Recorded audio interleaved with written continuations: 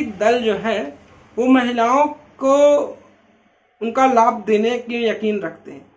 हम बात कर ले, दिवंगत नेता थे शरद यादव ने संसद में कहा था कि अगर ये बिल पास होता है तो परकटी महिलाओं को संसद में जगह मिल जाएगी। इनकी इस बात पर काफी विरोध हुआ था, लेकिन शरद यादव से नहीं पूछा था कि वे एक पार्टी के प्रमुख हैं तो क्यों नहीं अपनी पार्टी में गरीब और पिछड़ी जाति की महिलाओं को 1/3 टिकट दे रहे हैं। कंट्रीब्यूट करना चाहते हैं वो मैं फोन पे, पेटीएम, गूगल पे पर सहयोग कर वो हमारी पत्रकारिता को भी बल दे सकते हैं। नमस्कार, जय सिया राम, हर हर महादेव।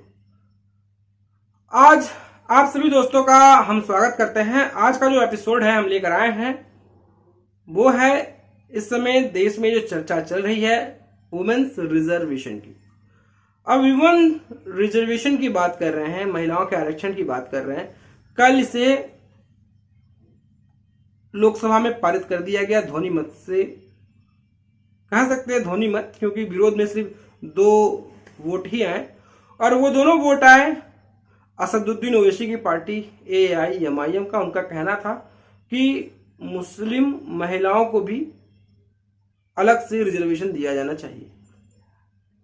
तो वुमेन्स रिजर्वेशन पर तनाव और चर्चा ये पूरे संसद भवन के पटल पर कल छाया रहा। कल संसद में हमारे गृह मंत्री भी बोले, कल संसद में राहुल बाबा भी बोले और कल सोनिया माता भी बोली, वो भी बोली। तो सोनिया गांधी कहती हैं कि पटल पर जो महिला आरक्षण बिल है उसे पास तो कर दिया गया है, लेकिन इसे लागू कराने में परिसीमन वगैरह करने की सरकार बात बोल रही है कि इसका परिसीमन होगा।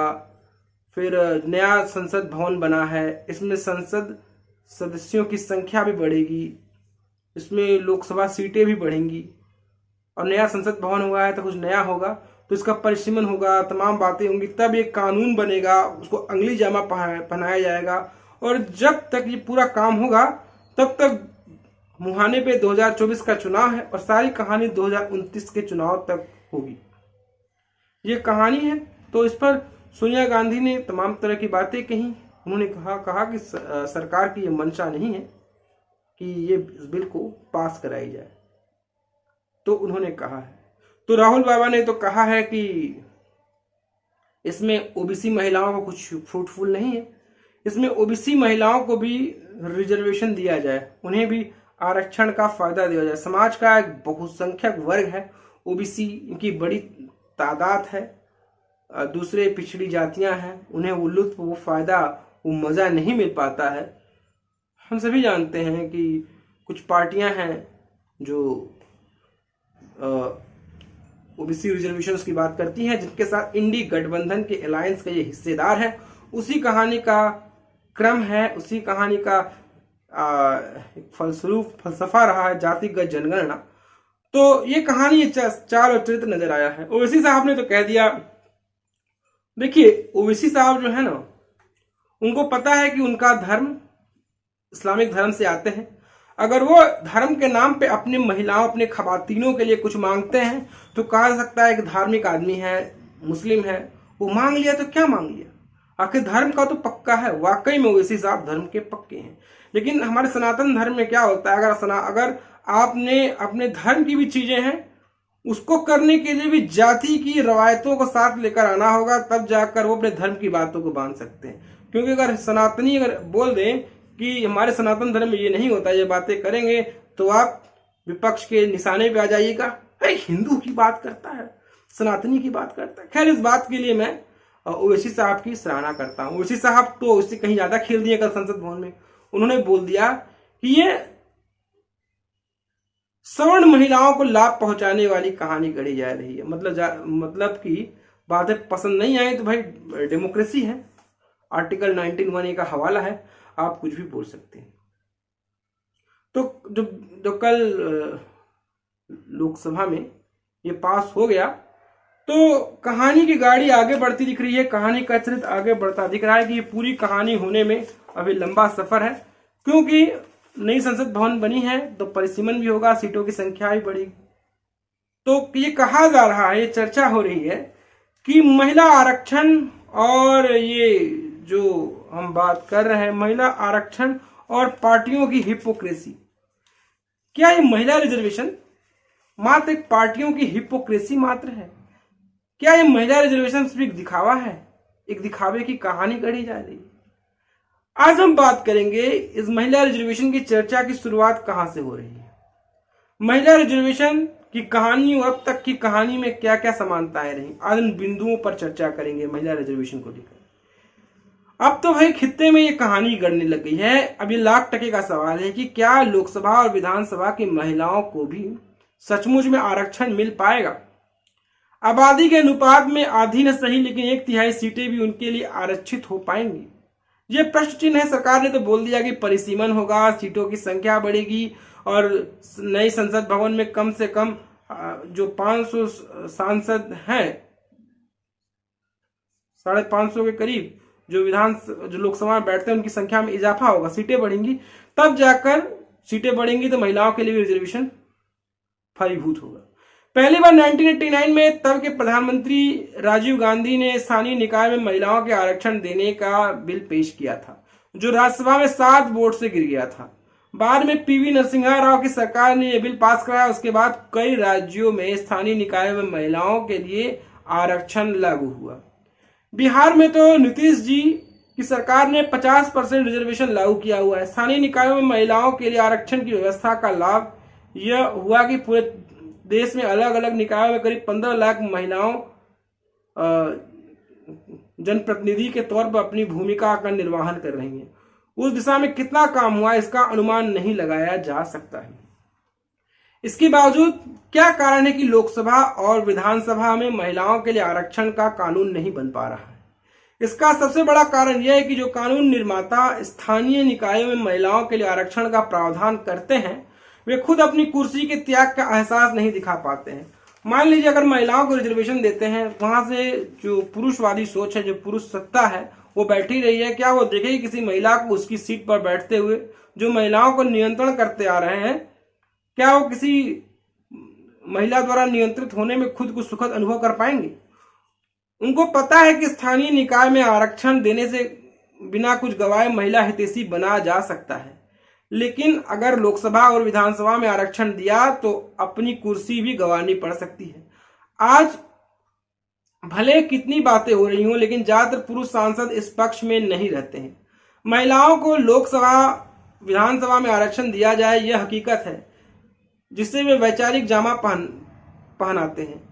SC, ST, OBC आरक्षण की बात करते हैं और उस आधार पर महिला आरक्षण का विरोध भी करते हैं। अन्यथा कोई कारण नहीं था कि 9 मार्च 2010 को राज्यसभा में पास होने के बाद महिला आरक्षण को बिल्कुल लोकसभा से पास नहीं होता। तो आज कांग्रेस पार्टी इस बात का श्रेय ले रही है कि उसने महिला आरक्षण की शुरुआत की थी और मौजूदा सरकार की ओर से पेश किया गया उसका ही बिल है। लेकिन कांग्रेस का कोई ये सवाल नहीं पूछ रहा है कि जब उन्होंने मार्च 2010 में राज्यसभा में बिल पास कर लिया तो लोकसभा में क्यों नहीं पेश किया, क्यों नहीं पास करवाया? क्या इसमें कांग्रेस की मंशा पर संदेह नहीं होता? उससे पहले 3 बार लोकसभा में पेश हुआ। मनमोहन सरकार राज्यसभा में चुना और राज्यसभा पास कराकर लोकसभा में भेज दिया, वहां पेश क्यों नहीं किया? मतलब कहने की बात है उनकी जो कहानी और चाल चरित्र और चेहरा है उस पर कहीं न कहीं एक सवाल भी खड़े होते नजर आते हैं। आज सभी लोग महिला हितैषी बने नजर आ रहे हैं। हर कोई महिलाओं की हितैषी की बात करती। महिलाओं की कोई जात नहीं होती, कहा जाता है ना, महिलाओं की कोई जात नहीं होती, महिलाएं होती हैं, चाहे किसी भी धर्म, पंथ, संप्रदाय, कास्ट या रिलीजन से आई हो। लेकिन यहां पर भी ये SC, ST, OBC वाली कार्ड वाली कहानी गढ़ना शुरू कर दी। कल सोनिया जी ने जो कहा कि सबसे पहले सर्वप्रथम कांग्रेस इसे लेकर आई थी, तो उस जमाने में जो कांग्रेस लेकर आई थी इसका विरोध यही लालू प्रसाद यादव कर रहे थे और इसका विशेष दिवंगत समाजवादी पार्टी के नेता मुलायम सिंह यादव जी भी कर रहे थे। तो अब तो उस समय उन्हें कुछ बोलते तो नहीं बना, गठबंधन धर्म भी निभाना था। तो अब ये श्रेय लूटने की कोशिशें लगातार कर रहे हैं। उस समय लोकसभा में कांग्रेस के 206 सांसद थे, भाजपा के 116, यानी सिर्फ इन दो पार्टियों को मिलाकर 322 सांसद थे। बिल पास कराने के लिए 2/3 वोट यानी 362 वोट की जरूरत थी, जो आसानी से मिल जाती। JDU 20, communist party 20, Biju Janata Dal 14, TMC 19, DMK 18 सांसद थे। यह बिल पेश नहीं किया। उसके नेताओं ने कहा कि अगर बिल पेश होता है तो राजद और सपा सरकार से समर्थन वापस ले लेंगे। हकीकत यह है कि इन दोनों पार्टियों के उस समय सिर्फ 28 सांसद थे और सरकार इनके भरोसे नहीं चल रही थी। सोचें, जुलाई 2008 में मनमोहन सिंह ने अमेरिका के साथ परमाणु संधि करने के लिए 60 सीटों वाली कम्युनिस्ट पार्टी की परवाह नहीं की। तब कांग्रेस ने अपने सिर्फ 145 सांसद थे, लेकिन तब उनके पास 28 सांसद हो गए, तो उन्होंने 28 सांसदों वाली दो पार्टियों की वजह से महिला आरक्षण बिल पेश नहीं किया। क्या यह तर्क किसी के गले उतरेगी? जाहिर है कांग्रेस के पुरुष सांसदों के दबाव में बिल ठंडे बस्ते में डाल दिया। आज पार्टी इसका श्रेय लेने को बेचैन है। वो खोज रही है कि कैसे श्रेय लिया जाए, कैसे श्रेय को लोक लुभावन बनाया जाए, कैसे अपने आप को इस बिल के लिए उत्तरदायी बनाया जाए कि हमने ही तो लाया था, हमारा बिल है, हमारा बिल ही तो भाजपा पेश कर रही है। वो कहानी को कैसे दर्शाया जाए? भाजपा की मौजूदा सरकार उसी रास्ते पर चल रही है जो रास्ता 2010 में कांग्रेस ने चुना। फर्क इतना है कि नरेंद्र मोदी की सरकार बिल पास कराकर उसको ठंडे बस्ते में डाल देगी। ठंडे बस्ते में डाल देगी कहने का अभिप्राय यह है कि लोकसभा में पास हो गया, हो सकता है राज्यसभा में भी पास हो जाए। आज पास हो जाए, संसद सत्र चल रहा होगा, फिर क्या होगा? फिर कहानी ये होगी, फिर कहेंगे कि हमने नई संसद भवन बनाई है, बहुत ही उत्कृष्ट है। कल तो राहुल बाबा भी बोले कि संसद बहुत अच्छी है, पीकॉक का डिजाइन है, बढ़िया लग रहा है, मस्त है। तो पहले तो आ नहीं रहे थे। तो इसमें परिसीमन होगा, अध्ययन होगा, परिसीमन के बाद सीटों की संख्या बढ़ेगी। तो वो कहानी जो अध्ययन परिसीमन के बाद और उसके साथ साथ जनगणना होगी, क्योंकि 2024 के आम चुनाव के बाद सेंसस होगा, क्योंकि एक दशक में सेंसस होता है। 2020 में 21 में सेंसस होना था, लेकिन कोविड की वजह से, वो लॉकडाउन की वजह से सेंसस नहीं हो पाया है। अब डेमोग्राफी की अध्ययन होगी, आबादी का अध्ययन होगा, फिर उसका सेंसस होगा, फिर परिसीमन होगा। उस आधार पर महिलाओं की सीटों का रिजर्वेशन की कहानी गढ़ी जाएगी। ऐसा बातें बहुत लंबी हैं, तो इस मंशा के बाद कहीं ना कहीं सवाल उठते नजर आते हैं, क्योंकि हमारे देश में हर कहानी जो है वो सड़क तंत्र सरकारी के अनुसार चलती है। ये प्रक्रिया कहीं न कहीं भाजपा की सवाल के घेरे में डालती नजर आती है। अगर सरकार की मंशा साफ होती तो वो नया बिल लाने की बजाय मार्च 2010 में राज्यसभा में पास किए गए बिल को पुनर्जीवित करती, उसे बारी बारी से पास कराकर लागू कर देती। अगर सरकार इस बिल को पास कराती तो उस 2 महीने बाद 5 राज्यों में होने वाले विधानसभा चुनाव में भी लागू किया जा सकता था। उसमें जनगणना या परिसीमन का कोई शर्त नहीं था। दोनों सदनों में पास होना और राष्ट्रपति के दस्तखत के साथ ही वो कानून जो है अमल में आ जाता। लेकिन उसकी बजाय इस सरकार ने महिला आरक्षण को जनगणना और परिसीमन के साथ जोड़ दिया। इसका मतलब है कि पास होने के बाद भी इस पर अगले कई वर्षों तक अमल नहीं हो पाएगा। अगर परिसीमन के बाद इसे लागू नहीं किया गया तो ये 2019 के 29 के लोकसभा चुनाव में लागू हो पाएगा, और तब तक कितनी चीजें बदल जाएंगी यह कोई नहीं कह सकता। तब तक हम बात करें तो गंगा में कितना पानी बह जाएगा इसका भी अनुमान कोई नहीं लगा सकता। तब तक क्या होगा क्या नहीं होगा ये कहना भी बहुत ही समझ से परे है। अगर करना है तो जल्द कर देते। लेकिन हमने जो ये बात की कि जो पहले से जो बिल अटका हुआ था, जो कांग्रेस समय लाई, उसको पास कराने की बात की गई थी, तब में अब में ये भी अंतर है कि तब नई संसद भवन नहीं थी। तो वो पुरानी संसद भवन जिसे अंग्रेजों ने बनाया था, जो अब म्यूजियम बन गई हो जाएगी एक तरह से, उसमें डिसाइड किया गया था। तब में अब में बड़ा फर्क है। अब देखते हैं कहानी में, चरित्र में क्या अमूमन परिवर्तन होता नजर आता है। असल में राजनीतिक दलों की मंशा साफ नहीं है।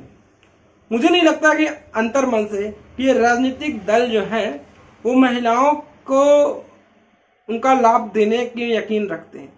हम बात कर ले, दिवंगत नेता थे शरद यादव ने संसद में कहा था कि अगर ये बिल पास होता है तो परकटी महिलाओं को संसद में जगह मिल जाएगी। इनकी इस बात पर काफी विरोध हुआ था, लेकिन शरद यादव से नहीं पूछा था कि वे एक पार्टी के प्रमुख हैं तो क्यों नहीं अपनी पार्टी में गरीब और पिछड़ी जाति की महिलाओं को 1/3 टिकट दे रहे हैं। आरक्षण मिलेगा तभी पिछड़ी जाति की महिलाएं संसद या विधानसभा पहुंचेंगी। ये कहाँ का नियम है, ये कहाँ का न्याय है? तो ये इनकी हिपोक्रेसी की कहानी साफ साफ नजर आती है। और संसद भवन में वो महिलाओं को आरक्षण देने की बात कर रहे हैं कि महिलाओं को आरक्षण मिल जाए तो महिलाओं का जनप्रतिनिधित्व बढ़े। और हम कहते हैं ना कि तत्र नारी पूज्यन्ते तत्र रमन्ते देवता, जहां पर नारी का सम्मान होता है वहां पर विकास होता है, वगैरह वगैरह।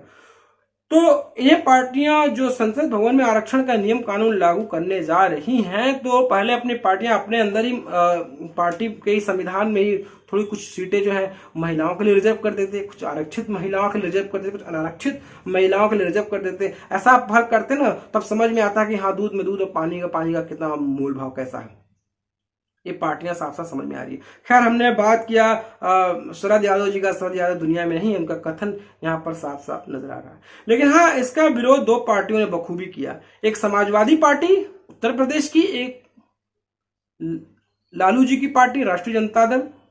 ये कहानी साफ साफ नजर आ रही है। जो कल बिल लोकसभा में पास हुआ, इसको लेकर ममता बनर्जी के जो सांसद हैं, उन्होंने भी सरकार को आड़े हाथों लिया कि ये लंबा प्रोसेस में चला गया। खैर, तृणमूल कांग्रेस के नेताओं को तो कहानी साफ साफ समझ में आती ही है। तो अब ये महिलाओं की बात कर रहे हैं, संवैधानिकता की बात कर रहे हैं। अभी अपनी पार्टी में ही कुछ संविधान में वो संशोधन करें, महिलाओं को सीट रिजर्व किया जाए, तब उस पर बात आगे बढ़ेगी, कहानी आगे बढ़ेगी। हम बिहार की ही बात कर ले। लालू प्रसाद यादव जब चारा घोटाले में सजा याफ्ता होकर जब उन्हें कुर्सी छोड़नी पड़ी, तब उनके बच्चे छोटे छोटे थे। शायद तेजस्वी और तेजू भैया उसमें कुर्सी पे नहीं बैठ सकते थे, बहुत छोटे रहे होंगे, पढ़ाई लिखाई कर रहे होंगे, तो या उनकी बेटी भी नहीं रही होंगी उस तरह की मैच्योर, तो अपनी बीवी को उन्होंने कुर्सी पे बैठा दिया। तो उनकी बीवी को कुर्सी पे बैठाना, वो खुद अनपढ़ थी, बिहार की सत्ता चलाई और बिहार में प्रासंगिक भी हो गया कि कहानी बिहार की चरित्र क्या है। तो ये वुमेन एम्पावरमेंट तो नहीं है, वो उसको वुमेन एम्पावरमेंट नहीं कहेंगे। जैसे एक वेब सीरीज आई थी कुछ दिनों पहले, उस पंचायत, उसमें एक शब्द था मुखिया पति। मतलब पति जो है वो मुखिया है और सीटें महिलाओं के लिए आरक्षित कर दी गई। अब वहां से पुरुष नहीं, महिला ही चुनाव लड़ेगी, महिला ही जीतेगी वहां से। तो पुरुष क्या करते थे, उस जगह पे महिला को, अपनी घरेलू महिला, अपनी धर्म पत्नी को चुनाव में खड़ा करते थे। भले उनका सारा कैंपेन का देखभाल, सारा हाथ जोड़ना, हाथ हिलाना, तमाम तरह के प्रावधानों को नियुक्त कर दिया गया। वो सिर्फ एक तरह से रबर स्टंप की तरह रहती थी और चलाते तो पति ही थे। पत्नी को उतना ज्ञान सहूर नहीं था। मैं गांव, आंचल और गांव की कहानी की बात कर रहा हूं। तो वो जीत जाते थे और मुखिया पति कहलाते थे। और मुखिया पति कोई संवैधानिक पद तो नहीं है, लेकिन वो कहने की बातें हो जाती थी मुखिया पति। हमने एक वेब सीरीज पंचायत में कहानी को हमने देखा था, जो हमारी चुनाव प्रणाली और सिस्टम पर कहीं न कहीं एक व्यंग्यात्मक था, उस पर एक व्यंग था। यही कहानी बिहार में भी था। लालू यादव जेल चले गए और अपनी बीवी राबड़ी जी को वो सत्ता पर बैठा दिए। फिर बिहार का क्या हाल हुआ, फिर जंगल राज की कहानी का चरित्र कैसे गढ़ा गया, हमने साफ साफ देखा। ये कहानी साफ साफ नजर आती है। अगर हम पार्टियों में बात कर लें, पार्टियों में महिलाओं को अपने स्तर पर सबसे ज्यादा जगह देने की कहानियों की बात करें, तो उसमें बीजू जनता दल जो उड़ीसा की है, जिसके मुख्यमंत्री हैं नवीन पटनायक साहब, अपनी पार्टी में महिलाओं को वो उचित सीटें देते हैं। उनमें हम बात करें, तृणमूल कांग्रेस के बारे में भी लब्बो लुआब है, ये कहा जा सकता है कि उन्होंने भी महिलाओं को सीटें दी हैं, उन्हें भी महिलाओं को टिकट दिया जाता है क्योंकि उसमें ममता बनर्जी है। अब लेकिन ये जो ओवरऑल निकाला जाए, पूरी कश्मीर से कन्याकुमारी, अरुणाचल से गुजरात तक बात किया जाए, जो पृथु सत्ता है उसकी कहानी की चरित्र यहाँ बार बार नजर आती है। क्या महिला आरक्षण और पार्टियों की जो हिपोक्रेसी है कहीं न कहीं इसके सामने आड़े आ रही है। ये चाल चरित्र और चेहरा यहाँ साफ साफ नजर आ रहा है। जिन्होंने उस समय विरोध किया, जब उसे पारित नहीं होने दिया, वो दौर का कहानी एक मैं यहाँ पर चर्चा कर लूं। कल जब बात कर रहे थे, गोड्डा के भाजपा सांसद कह रहे थे कि उस जमाने में एक समाजवादी पार्टी के दलित नेता थे, उनको गर्दन पकड़ ली थी सोनिया गांधी ने। कल अपनी चर्चा में बता रहे थे। मतलब कि कहानी क्या है, पार्टियां क्या है, क्या पार्टियां चाहती हैं कि महिलाएं आगे बढ़ी? क्या अपने पति के ही बलबूते वो सत्ता पर रबर स्टंप की तरह आगे बढ़ रही हैं? और ये बातें कि महिलाएं पर कटी महिलाएं भी आ जाएंगी, ये सोच दर्शाता है, कहानी दर्शाता है कि उनकी सोच क्या है, कहानी क्या है, चरित्र क्या है, चाल क्या है, चेहरा क्या है, वो कितने पानी में है। और जो ये आप माननीय बने फिरते हैं, ये माननीय के अंदर माननीयता का गुण कितना ज्यादा भरा है, सोचिए। तो दोस्तों आपको हमारी कहानी कैसी लगी, आपको हमारा एपिसोड कैसा लगा, आप हमें जरूर बताएं। दोस्तों आपसे गुजारिश है, निवेदन है कि आप हमारे चैनल को लाइक करें, शेयर करें, सब्सक्राइब करें। अगर आपके पास हमारे लिए कोई सुझाव हो तो बेशक आप में सुझाव दे सकते हैं। दोस्तों ने कंट्रीब्यूट करना चाहते हैं, वो हमें फोन पे, पेटीएम, गूगल पे पर सहयोग कर वो हमारी पत्रकारिता को भी बल दे सकते हैं। तो फिर मिलेंगे एक नई कहानी के साथ, एक नया एपिसोड के साथ, एक नई चर्चा के साथ, राष्ट्रवाद के एक नए एपिसोड के साथ। तब तक के लिए नमस्कार, जय सिया राम, वंदे मातरम। फिर मिलते हैं।